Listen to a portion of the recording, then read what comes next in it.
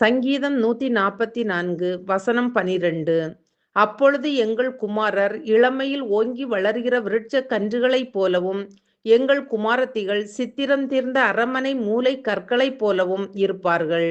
அன்பான தேவ பிள்ளைகளே, இவர்கள் ஆவிக்குரிய வாழ்க்கையிலும் உலக வாழ்க்கையிலும் ஓங்கி படர்ந்து உயர்ந்து செழிப்பாக வளர்கிற இளம் விருட்ச கன்றுகளைப் போல வருவார்கள்.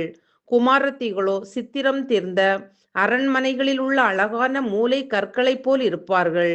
இவர்கள் கர்த்தரை தெய்வமாக கொண்ட ஜனம். இந்த ஜனம் பாக்கியமுள்ளது என்கிறார் தாவீது. இவர்களுடைய சீர், அதாவது சிறப்பு, மேன்மை அல்லது ஆசீர்வாதங்களை தாவீது வர்ணிக்கிறார். அப்படியானால் இவர்கள் பிள்ளைகள் எவ்வளவு ஆசீர்வதிக்கப்பட்டவர்கள் என்பதை சிந்தித்து பார்ப்போமாக. அன்பானவர்களே, கர்த்தரை தெய்வமாக கொண்டவர்களின் களஞ்சியங்கள் எல்லாவித வஸ்துகளாலும் நிரம்பி இருக்கும். அதாவது களஞ்சியமாகிய இருதயம் எல்லாவித தானியங்களாலும் வசனத்தின் ஆசீர்வாதங்களாலும் நிரம்பி இருக்கும். மேலும் கிராமங்களில் ஆடுகள் ஆத்துமாக்கள் 1000 10,000 பலுகும் பெருகும். அப்படியானால் அநேக ஆத்துமாக்களை கர்த்தருக்குள் வழிநடத்துவார்கள். அவர்கள் எருதுகள் பலத்தவைகளாயிருக்கும். சத்துரு உட்புகுதலும் குடியோடி போகுதலும் இராது. அதாவது கர்த்தரை தெய்வமாக கொண்டு அவருக்கு பயந்த அவர் வார்த்தைகளின்படி நடக்கிற குடும்பத்தில் சபைகளில் சத்துருவாகிய பிசாசிற்கு உள்ளே நுழைய முடியாது. அவர்கள் வீதிகளில் கூக்குரல், அதாவது அழுகையின் சத்தம், துக்கத்தின் சத்தம் கேட்பதில்லை. எனவே நாமும் நம் வாழ்க்கையில் கர்த்தரை தெய்வமாக ஏற்று இந்த ஆசீர்வாதங்களை எல்லாம் சுதந்தரிப்போம். ஜெபிப்போம்.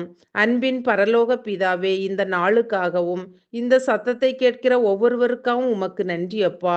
நாங்கள் ஒவ்வொருவரும் உண்மையாகவே உம்மை தெய்வமாக ஏற்றுக்கொண்டு உமது வார்த்தைகளையே நம்பி உம் சத்தத்திற்கு கீழ்ப்படியவும் அதன் மூலம் நீர் எங்களுக்கு தருகிற ஆசீர்வாதங்களை பெற்று பாக்கியம் பெறவும் இரக்கம் செய்வீராக.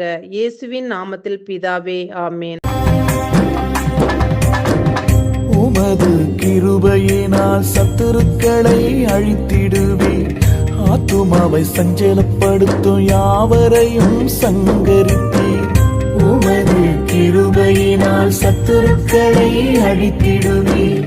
ஆத்துமாவை சஞ்சலப்படுத்தும் யாவரையும் சங்கரித்தீர். உமது அடிமை நானையா, எனது தெய்வம் நீரையா. நான் நம்பும் கேடகம் நீரே, எனது கோட்டை நீரையா. என் கோட்டை என் புருகம், நான் நம்பும் கேடகம் நீரே. என் கோட்டை என் புருகம், நான் நம்பும் கேடகம் நீரே. கிருபையில்லாம வாழ முடியாதையா,